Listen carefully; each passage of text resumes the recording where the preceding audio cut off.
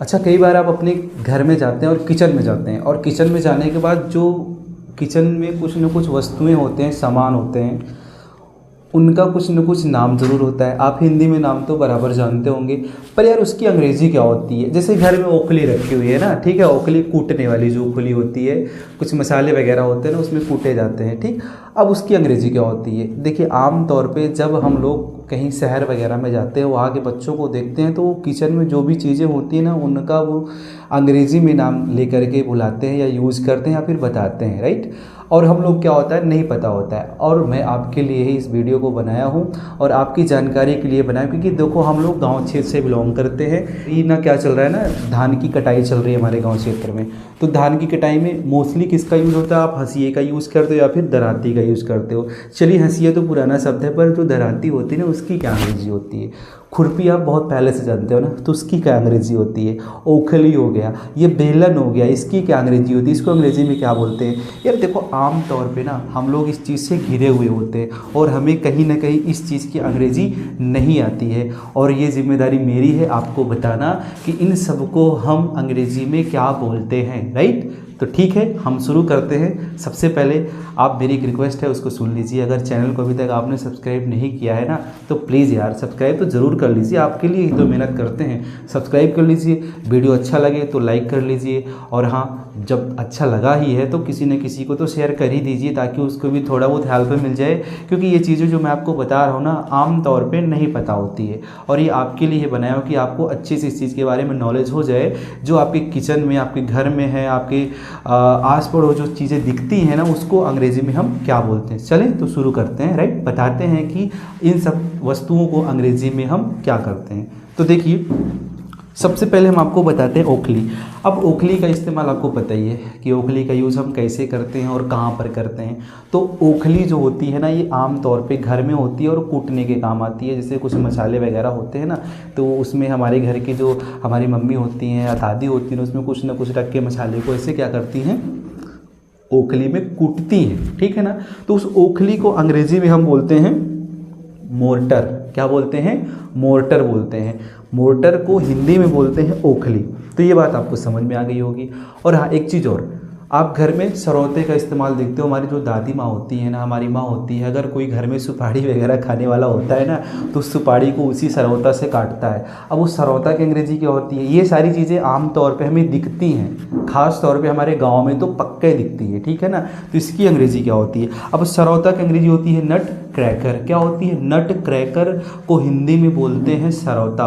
और सरौते का इस्तेमाल होता है, कोई कठोर चीज़ होती है ना, उसको हम क्या करते हैं, काटने का काम करते हैं, तोड़ने। जैसे मैंने आपको बताया, जो सुपारी होती है ना, हमारे यहाँ सुपारी, आपके यहाँ भी, शहरों में भी और गाँव में भी सुपारी को एक ही चीज़ से काटा जाता है, और वो क्या है, सरौता है, ठीक। तो ये चीज़ आपको मालूम चल गई। उसके बाद हमारे घर में रोटी को बेलने के लिए किस चीज़ का यूज़ होता है, बेलन का यूज़ होता है। कई बार किसी न किसी हम लोगों को तो मार भी पड़ी, हमारी माँ तो बेलन से मारी भी हमको कई बार, ठीक है।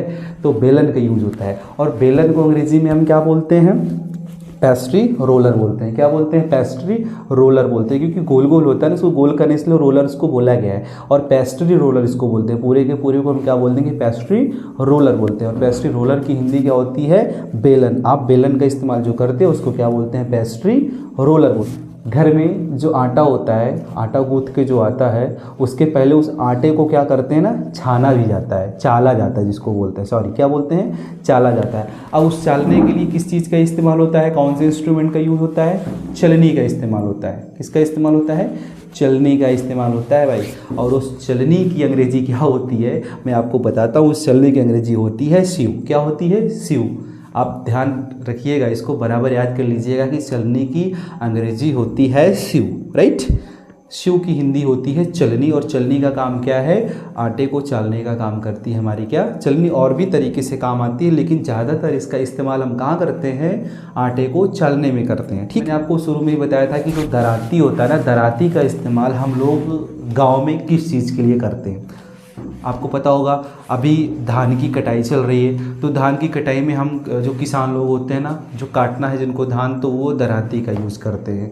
और गेहूं के टाइम पे भी गेहूं को काटने में किसका यूज़ होता है, दराती का यूज़ होता है। और उस दराती की अंग्रेज़ी क्या होती है, ये मैं बताता हूँ आपको।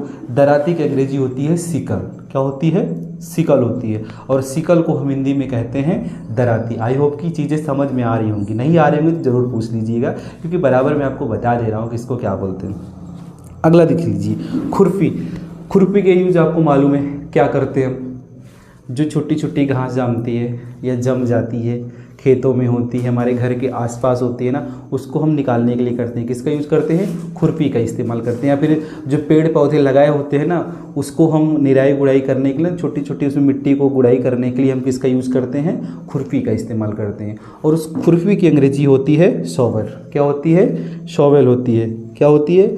खुरपी की अंग्रेजी होती है शॉवेल। शॉवेल का यूज हम कहाँ करते हैं? खुरपी को बताने के लिए। आई होप कि आपको ये वीडियो बहुत ही अच्छा लगा होगा, और अच्छा लगा होगा तो लाइक तो ज़रूर करके जाइएगा। और हमारे चैनल पर आप नए हैं तो वीडियो को बिना सब्सक्राइब करे भैया कतई नहीं जाना है आपको, क्योंकि अब आप सब्सक्राइब करके रखेंगे ना, तभी हमारी वीडियो की जो भी नोटिफिकेशन होगी ना आपके पास सबसे पहले मिल जाएगी। ओके, तो चलिए विदा लेते हैं, और आगे भी इसी तरह वीडियो के साथ मैं आपको मिलूंगा। तब तक के लिए आपका बहुत बहुत धन्यवाद। अपना बहुत ख्याल रखिएगा।